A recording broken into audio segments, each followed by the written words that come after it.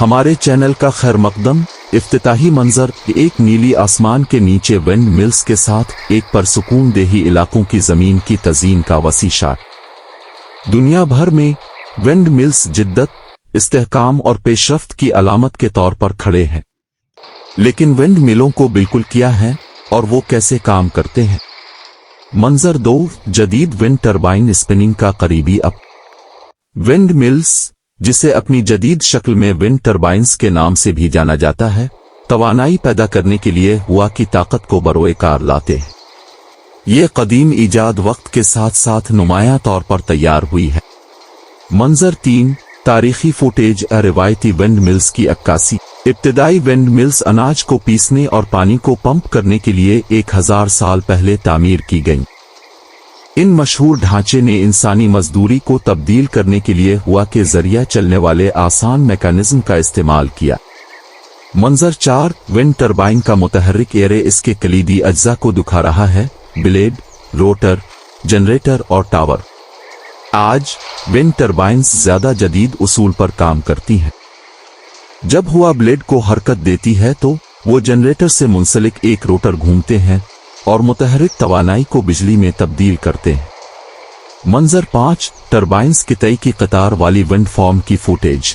Wind farms साहिल और समंदर के किनारे दोनों ही साफ, काबिल तजदीद तवानाई पैदा करने में अहम किरदार अदा करते हैं। एक ही टर्बाइन सालाना हजारों घरों को ताकत दे सकती है। मंजर 6, स्प्लिट स्क्रीन, जिसमें विंड टर्बाइन्स और कोयले के बिजली घर को धुआं खारिज करने वाला था। रावी जीवाश्म ईंधन के बरक्स हवा की तवानाई पायदार है और ग्रीन हाउस गैसों का इखराज नहीं करती है, जिससे आब व हवा की तब्दीली का मुकाबला करने में ये एक अहम हल बनता है।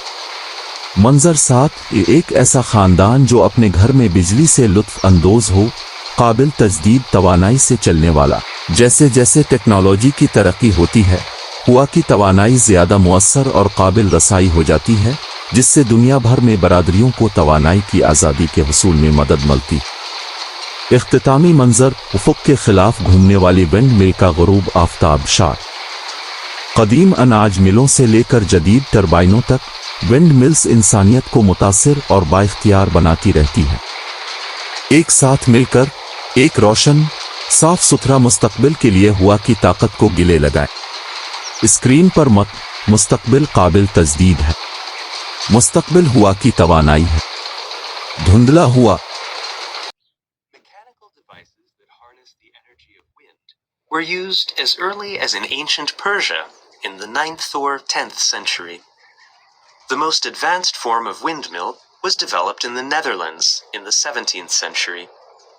Windmills were typically built on natural or artificial elevations where the wind flow was undisturbed. Dutch windmills were usually built of wood, adobe, bricks, or stone. Their conical roof provided lower air resistance.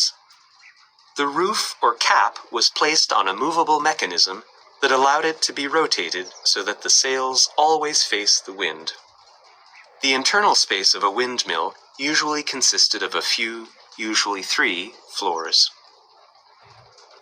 The cap housed the brake wheel, one of the most important components of the mechanism. The aerodynamic force that arose on the sails was converted into the rotary motion of the wind shaft. The brake wheel, connected to the wind shaft, transmitted its rotation to the upright shaft. The upright shaft drove 3 axles through transmissions of the great spur wheel and the stone nuts. The axles drove the millstones, which were placed on the second floor, also called the stone floor. The millstones were part of the windmill that ground the wheat or other grains. They were covered with a casing made of stone or wood. The flour was then transferred to flour chests placed on the bottom floor through pipes. The bags of flour were moved between the floors by mechanical lifting devices, while workers used ladders. Windmills were once commonly used throughout Europe, but their importance declined at the time of the Industrial Revolution.